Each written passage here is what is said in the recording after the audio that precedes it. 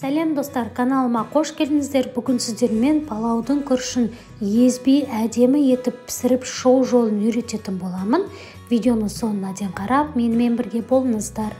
Ең алдымен қызып тұрған майымызға етімізді салып, жақсылап қуырып аламыз.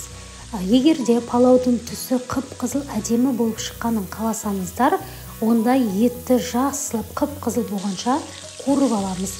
Сол кезде біздің күрішіміздің түсі қып-қызыл әдемі болып шығатын болады.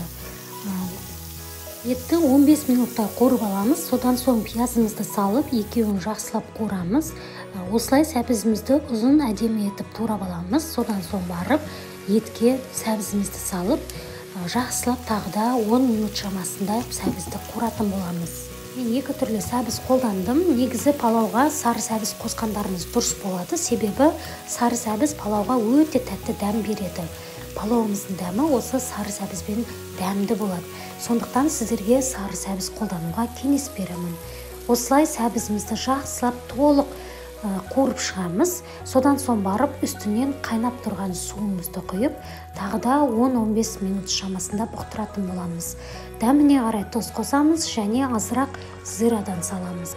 Және осылай бір күн ыстық суға салынып қойған осындай ноқат қосамыз, яғни бүтін горох. Осыны қосамыз да барлығын жақсылап араластырып, бетін 1 сағат немесе 1,5 сағатқа жауып бұқтырамыз. 1 сағат 20 минут өтті.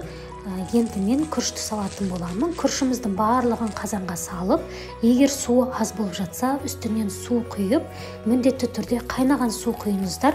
Егер салқын су құятын болсаңыздар, онда біздің күрішіміз қатып қалады. Сондықтан міндетті түрде қайнаған суды құйып, су күріштің үстінен 2 сантиметрде осылай асып тұруы қажет. Егер тұздың дәмі кем болса, онда тағы да тұз салыңыздар. Міндетті түрде дәмін көріңіздер. Осылай суы қатты тартылғанша барынша отты жағып күтетін боламыз.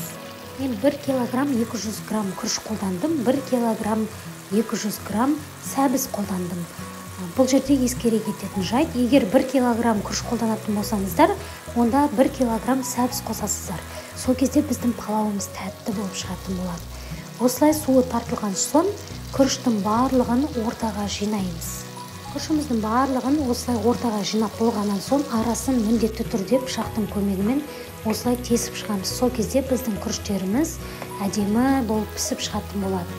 Және палауға қосатын мейізімізді ең соңында осылай бетіне сеуіп 40-50 минутқа бетін жауып қалдырамыз.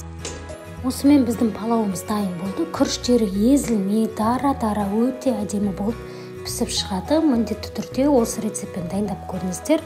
Және де күріштің барлығын араластырып тастамай, арасынан етімізді іздеп, бөлек осылай алып аламыз. Достар, егер де менің каналыма тіркелмеген болсаңыздар, тіркеліп қоюды ұмытпаңыздар. Алдағы уақытта жаңа әдемі рецепттермен бөлісетін боламын.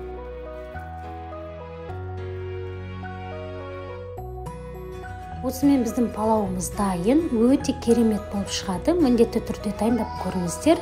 Және де жақындарыңызды ыстық тағамдармен қуанта беріңіздер. Астарыңыз дәмді болсын.